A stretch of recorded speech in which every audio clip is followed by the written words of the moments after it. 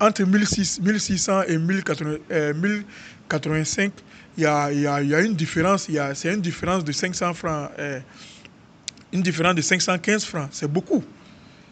Donc ce ne sont pas des acheteurs sans scrupules et avides. Mais voilà, c'est tout le contraire. Ce sont des gens qui se soucient du bien-être du planteur quand ils achètent le cacao à 1600 francs CFA, alors qu'ils peuvent l'acheter à plus bas prix que ça. Donc c'est une bonne chose. Il faut que le gouvernement encourage ce genre de choses. Donc, la prochaine citation, c'est ils perçoivent 1600 francs CFA des exportateurs et achètent le cacao entre 1100 et 1200 francs CFA aux planteurs en brousse. C'est donc une marge de 400 à 500 francs CFA que ces malhonnêtes acheteurs véreux se font sur le dos des pauvres planteurs. Bon, je me suis trompé un peu devant, hein, mais ce sont des pisteurs qui vont acheter d'abord le cacao à 1600 francs CFA.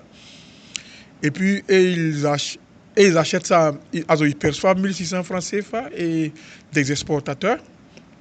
Mais ils achètent le cacao à 1100 et 1200 francs CFA. Mais c'est encore beaucoup. 1100, 1200 francs CFA, c'est encore beaucoup. C'est plus que 1085 francs CFA. Donc, c'est encore beaucoup. Voilà, donc ça ne change rien dans mon propos. C'est quand même des choses comme ça, il faut encourager des choses comme ça. Donc, même si ces exportateurs ou bien ces pisteurs-là achètent le cacao à 1600 francs CFA, c'est un moyen aussi pour eux de s'enrichir, de pouvoir nourrir leur famille avec tout ce qui vient après. Donc, toute cette chose-là, toute cette manière de faire-là, ce n'est rien d'autre que faire des affaires. Ce sont des choses que le gouvernement doit encourager parce que ce sont des choses qui enrichissent les populations. Le but, le devoir du gouvernement, c'est que la population puisse s'enrichir. Il faut que les gens puissent s'enrichir du labeur qu'ils font. Donc, même ces pisteurs-là, même s'ils achètent le cacao à 1600, ils revendent le cacao à 1600 francs CFA. Mais voilà, c'est une bonne chose. Ils ne voient pas le problème. Voilà. Donc, c'est aux exportateurs de ne pas acheter ce cacao-là. Voilà, c'est encore, on fait des affaires. Tu as le choix d'acheter ou de ne pas acheter. Voilà. L'exportateur a le choix d'acheter le cacao à 1600 francs CFA ou pas. Voilà. Donc, voilà. On continue. Et c'est donc une marge de 400 à 500 francs CFA que ces malhonnêtes acheteurs véreux se font sur le dos des pauvres planteurs de cacao. Mais ce n'est pas sur le dos des pauvres planteurs de cacao. Puisque les exportateurs eux-mêmes, ils ne sont pas prêts à donner 1600 francs CFA aux planteurs. Voilà. Ici, l'article se contredit un peu. Ils ont dit devant que voilà, qu'il y avait un prix fixe qui était déjà là, qu'il fallait respecter. Il y avait un prix stabilisé qu'il fallait respecter. Voilà, c'est ce que l'article disait devant. Donc, ça veut dire que les exportateurs, qui étaient d'ailleurs contents que les cours mondiaux ont augmenté de plus de 150%, ils ont vu qu'ils allaient faire de bonnes affaires. Donc, ils n'étaient pas prêts à payer 1600 francs CFA aux planteurs. Donc, ce ne sont pas des pertes de 400 à 500 francs CFA pour les pauvres planteurs. Voilà, je ne sais pas qui a écrit cet article-là. C'est sur le dos des pauvres planteurs. C'est faux. Voilà, les planteurs ont entre 1100 et 1200 francs CFA. C'est une bonne chose. Donc, voilà, ce ne sont pas des acheteurs véreux, ni de pauvres planteurs. Voilà. Et encore, on continue. Même si les planteurs de cacao sont payés plus cher que le prix garanti de 1000 francs CFA, cela n'est pas une raison suffisante pour délibérément transgresser les directives et les règles qui régissent la commercialisation intérieure du cacao. Oui. Mais ça, c'est une foutaise envers le planteur. Ça, c'est une foutaise envers le planteur.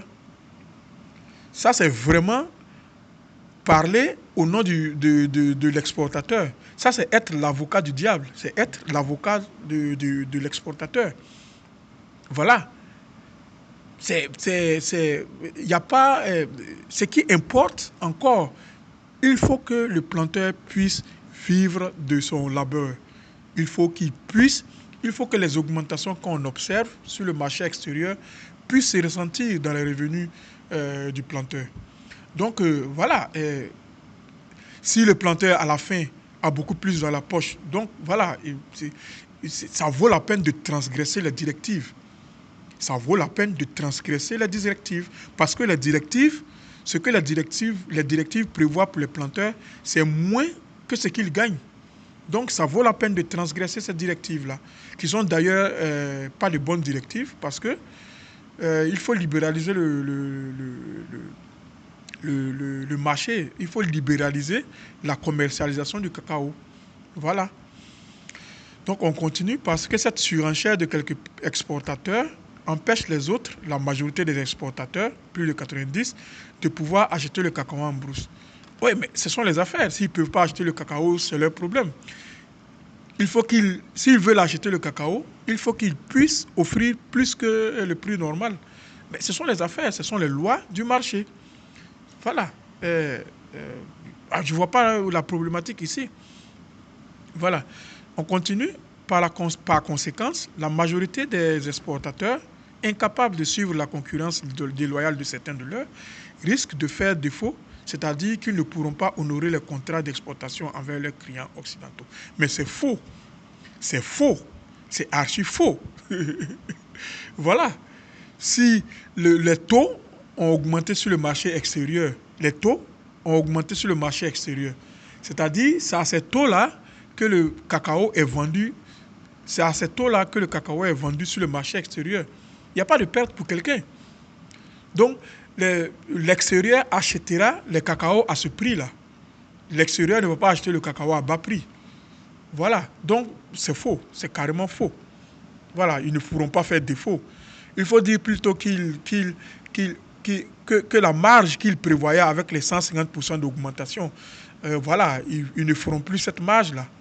Voilà, ils se sont bien léchés les babines. Ils ont vu que leurs bénéfices augmenteront avec les 150%. Voilà, c'est ce qu'ils vont perdre. Mais ces exportateurs-là, ils ne vont pas faire de pertes. Ils vont faire de bonnes affaires. Mais ils vont faire de bonnes affaires moins qu'ils le pensaient. Voilà. Le cacao est acheté sur le marché extérieur au prix des cours mondiaux. Donc voilà. Donc il n'y aura pas de perte, il n'y a pas de concurrence déloyale ici. Ils ne feront pas de défaut. Voilà, ils feront défaut s'ils n'achètent pas le cacao comme il le faut. Il faut que ces exportateurs-là puissent acheter le cacao qu'il faut. Voilà. Le prix du cacao est dicté par le marché extérieur, ce qui est d'ailleurs une aberration parce que la Côte d'Ivoire, en tant que productrice de cacao, doit elle-même pouvoir fixer ses prix. Mais ça, c'est un autre débat. Mais voilà, il n'y a pas de problème ici. Qu'ils achètent le cacao, qu'ils offrent 1200, 1300, 1400 francs aux producteurs, aux planteurs, et puis qu'ils mettent le reste dans leur poche. Le cacao a plus de 1600 francs CFA sur le marché extérieur. Donc, ils feront toujours des bénéfices. Voilà. On continue. La prochaine citation est « Et si ces exportateurs ne peuvent pas respecter leur contrat, c'est le gouvernement ivoirien à travers le CCC qui sera obligé et contraint de rembourser. » Voilà, ça c'est une aberration. Pourquoi le gouvernement doit rembourser des exportateurs? Mais c'est une aberration. Ça n'a aucun sens. Il y a un problème vraiment, il y a véritablement un problème dans le secteur du cacao. Il n'y a pas à rembourser un exportateur. Bon, en fait, on est sur le marché des affaires. Le gouvernement n'a pas à rembourser un exportateur. Un exportateur, c'est un opérateur économique. Il fait les affaires. Quelquefois, les affaires, ça marche. Quelquefois, ça ne marche pas. C'est carrément une aberration. Ce n'est pas le contribuable qui va encore payer ces exportateurs véreux là. En fait, c'est eux qui sont véreux. Ils veulent se faire les poches, ils veulent se remplir les poches sans vraiment honorer le travail du planteur. Donc, c'est une aberration. Il faut vraiment que le gouvernement corrige un peu cette aberration-là. Le gouvernement n'a pas à rembourser un opérateur économique. Voilà.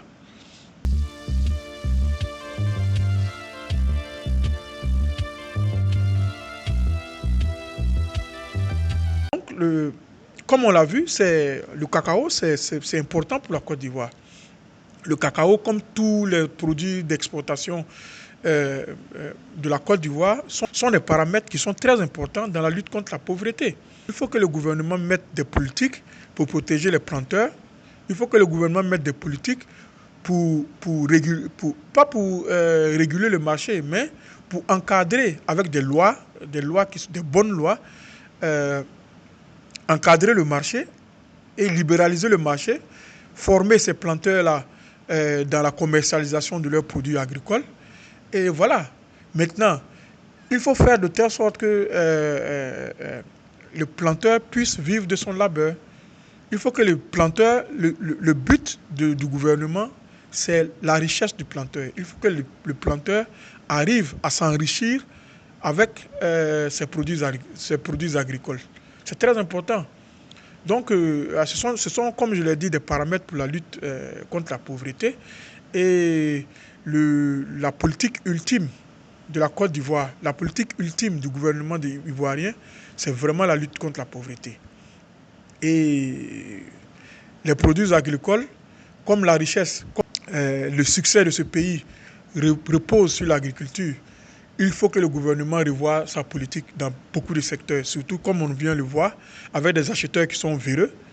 Ce n'est pas les acheteurs qui sont véreux, mais des exportateurs véreux. Et voilà. Donc, il faut que le gouvernement corrige cette aberration-là. Et il faut que le planteur puisse vivre de son labeur, parce que l'agriculture est un vecteur, est un paramètre qui est important dans la lutte contre la pauvreté.